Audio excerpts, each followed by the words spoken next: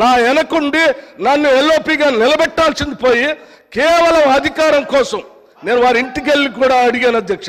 నాతో పాటు అనేక మంది నాయకులను తీసుకొని పోయి అమ్మ ఎల్లబాకండి, మీరు పోతే ఎల్ఓపి స్టేటస్ పోతుంది, కాంగ్రెస్ పార్టీ పరువు పోతుంది, 10 సంవత్సరాలు మీరు మంత్రిగా అనుభవించారు, మీరు ఇప్పుడు కూడా ఎమ్మెల్యేగా ఉన్నారు, కాంగ్రెస్ పార్టీ మీకు ఏం తక్కువ చేయలేదు, మీకు ఇంకా కావాలంటే ఇంకా చాలా చేస్తుంది, చివరికి మీ అబ్బాయికి పార్లమెంట్ సీటు కూడా కాంగ్రెస్ పార్టీ ఇచ్చింది, చేయబాకండి అని పదే పదే బతిలాడితే వారు చేసింది ఏంది అధ్యక్ష? ఒక్కసారైనా ఆలోచన చేశారా? ఒక్కసారైనా ఆలోచన చేశారా? మీరు ఏం ఆలోచన చేశారు అధ్యక్ష?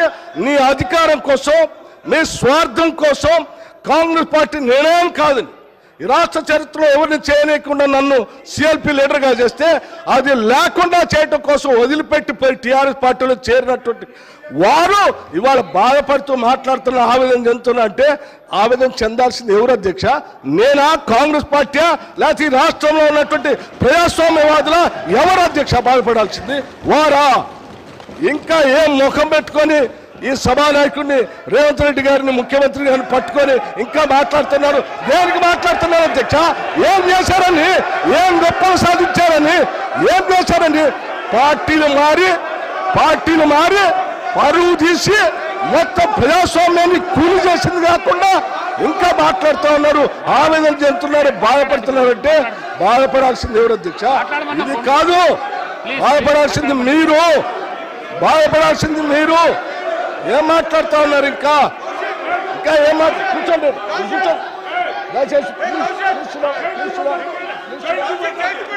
కూర్చోండి అధ్యక్ష. ఏం మాట్లాడుతున్నారు? ఇంకా నోటికొచ్చినట్టు వాగడం అనేది ముఖ్యమంత్రికి తగదు. ఇప్పటికైనా సిగ్గు తెచ్చుకొని, బుద్ధి తెచ్చుకొని ముఖ్యమంత్రి బేషరతుగా క్షమాపణ చెప్పాలి.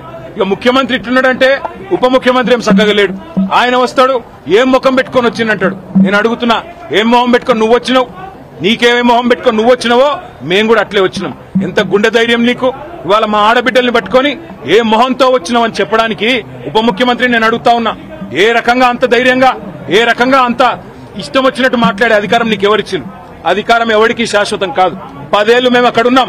మేము ఎప్పుడన్నా అవమానించిన ఆడబిడ్డల్ని తరిక ఎన్నడన్నా, ఒక్క రోజన్నా ఎప్పుడన్నా నోరు జారినా వెంటనే విచారం వ్యక్తం చేసినాం. ఇవాళ నేను కూడా ఏదో సందర్భంలో ఏకవచనంతో సంబోధించినానని చెప్పి అవతల నుంచి అభ్యంతరం వస్తే వెంటనే విచారం వ్యక్తం చేసినాం. అది కేసీఆర్ మాకు నేర్పిన సంస్కారం. మరి నీకెవరు చదువు చెప్పిండ్రో, ఎవరు సంస్కారం నేర్పిండ్రో నాకు తెలియదు. కానీ తెలంగాణ ఆడబిడ్డలు అన్ని గమనిస్తున్నారు.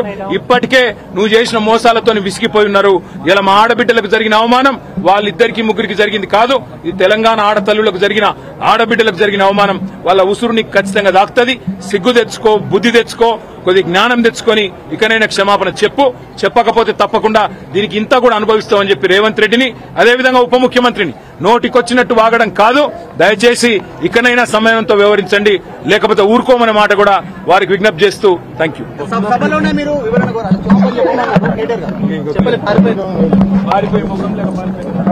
హిట్ టీవీ యాప్ ని డౌన్లోడ్ చేసుకోండి. ఇందులో short news, live news, entertainment movies అన్ని అవైలబుల్ గా ఉన్నాయి. Please download hit TV app.